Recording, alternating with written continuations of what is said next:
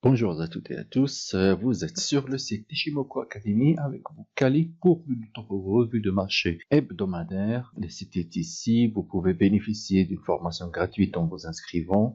Voici le programme, il est dans la vidéo, vous le lisez. Si ça vous convient, vous pouvez vous inscrire et puis profiter de cette formation. Passons donc à notre revue de marché hebdomadaire. Toujours le DXY en premier, l'indice du dollar. Il ne veut pas remonter. Il est toujours en train de ranger ici et il risque de faire encore 5 jours, sinon 9 jours de plus de range avant qu'on ne puisse voir un décalage. Range et range et range. De toute façon, il y a une vague V ici qui peut l'emmener jusque là et il y a une vague N qui peut l'emmener encore plus loin vers les 86. Il montre quelques signes de tenue sur ce support, mais rien n'est encore garanti pour lui. Le dollar est en range. Les semaines passées, il a montré quelques signes de hausse, par exemple ici, mais il est encore en range. Ça ne va pas, il y a une Tenkan-Kizun qui se croise dans tous les sens, le nuage qui se croise mais sans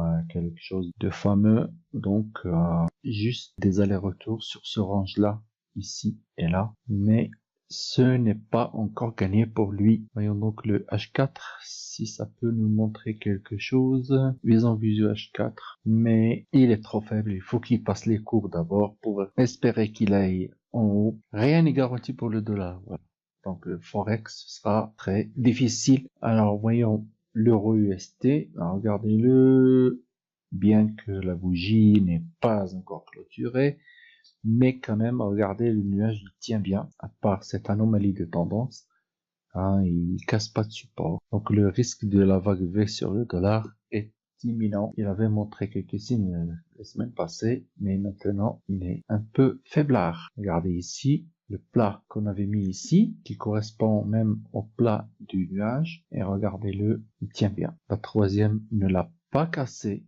Ça veut dire qu'il est très fort. On risque d'aller continuer notre vague V qu'on attendait ici, qu'on aille vers l'objectif, et puis on verra après. Maintenant, il passe au-dessus de Tenkan Weekly. Le risque de hausse est imminent. Le nuage est haussier, donc un range encore ici, une Julie entre 5 et 9 jours avant de voir un changement venir sur l'euro USD ou sur l'USD lui-même. Le GBP USD, il est déjà entré dans une phase haussière. Regardez, il clôture au-dessus du niveau de Chinko. Il est haussier le GBP. Encore, on attendait cette résistance depuis des mois. Et je pense qu'il y a, si on voit ici, la vague V, premier objectif. Hop, on le met ici. Puis, ça tombe pile poil sur la résistance du Brexit. Donc, le dollar, c'est pas garanti qu'il prenne du poil de la bête très prochainement. C'est la clôture au-dessus du niveau de Chico ici. Très dangereux pour le dollar, à part s'il y a quelque chose de fondamental qui l'aide à se reprendre et puis à monter. Parce que là, même s'il y a ce retracement, je n'ai pas trop confiance parce que déjà il y a eu le retracement ici. Et le Tenkan a pu relancer la tendance. Donc GBP USD, ça risque de remonter encore. Mais on va attendre quand même quelques jours pour voir le passage au-dessus. Un pip au-dessus de ça, et ça remonte même si c'est déjà annoncé sur l'Ishimoku qui est très haussier que ça va passer. Donc je ne dis pas ça va passer, que je sais que ça va passer, mais c'est juste un abus de langage. Plus juste de dire, il est très très probable que le passage soit vers le haut que vers le bas. Voilà, GBP/USD c'est haussier. Regardez-le, il remonte, il remonte, il remonte. Tout est haussier, nuage croisé à la hausse, Kijun-sen, tout remonte, il ne reste qu'une échappée à ce visant ici. Et s'il y arrive, c'est l'explosion totale. Donc, je ne garantis pas qu'il y ait une hausse, mais c'est le plus probable d'après le graphe, bien sûr. Donc moi, je regarde le graphique point final. Je me limite à ça. Donc, on regardera le Bitcoin. Il y a un petit changement sur le Bitcoin. Regardez-le, il casse l'église en sein. On l'attendait depuis des mois, au mois d'avril. C'est vrai que au mois d'avril, il a donné les prémices d'un signal. On a dit la semaine dernière qu'il lui faut 26 jours. Alors, la semaine dernière, ça fait 7 jours jusqu'à maintenant. 7 jours ôtés de 26, donc il lui reste encore 19 jours à consolider avant de nous marquer un point bas qu'on pourrait valider et acheter. Donc, voilà, il reste encore 19 jours. Pas la peine de chanter victoire dès maintenant parce que c'est juste une petite victoire du Bitcoin, la cassure de Kizosen Daily.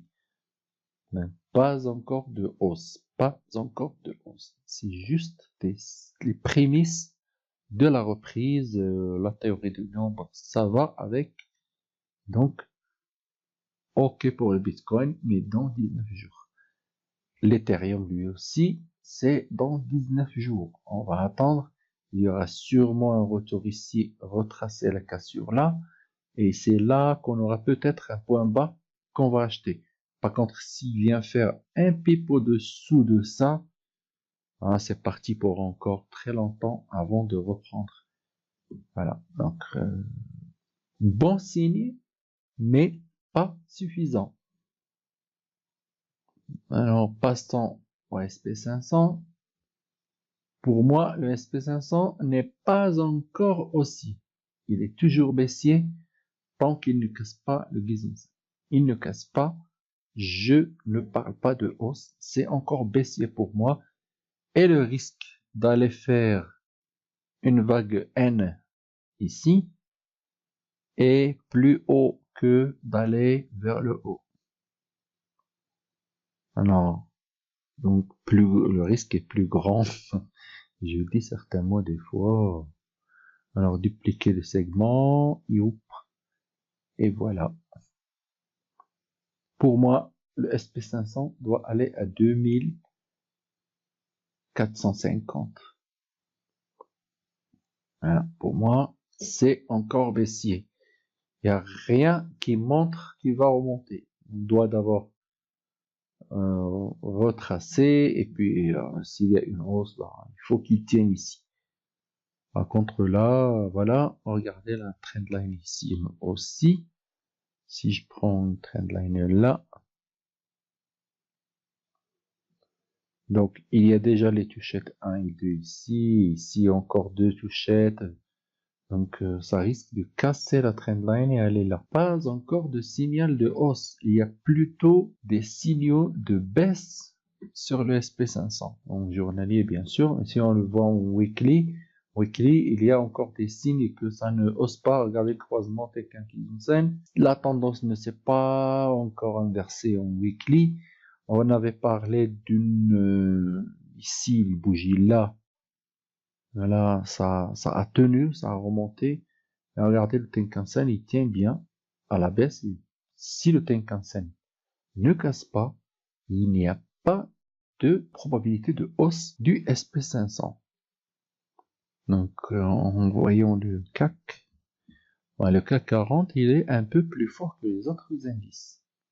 Vous voyez-le, il casse Tenkan, il casse Kijunsen, mais croisement baissier du nuage.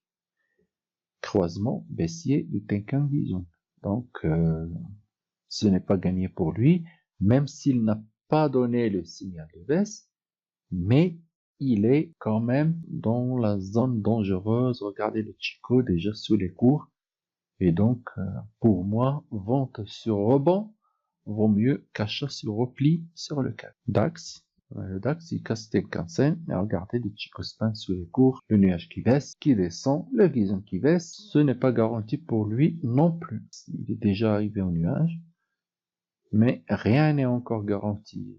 C'est encore dans la zone dangereuse pour une baisse qui peut nous faire un objectif de la vague V ici. On prend celui-là et on le reporte en bas. Alors, grosso modo, c'est ça. Hein. Ça l'objectif. Il ne fera que retracer les zones qu'il n'a pas encore retracées depuis longtemps. Donc les indices pour moi ils sont baissiers. Les crypto-monnaies ont donné les premiers signes de hausse. Le Forex est encore dans la zone de range il lui faut encore 9 jours. Voilà, c'est tout pour la vidéo et à bientôt.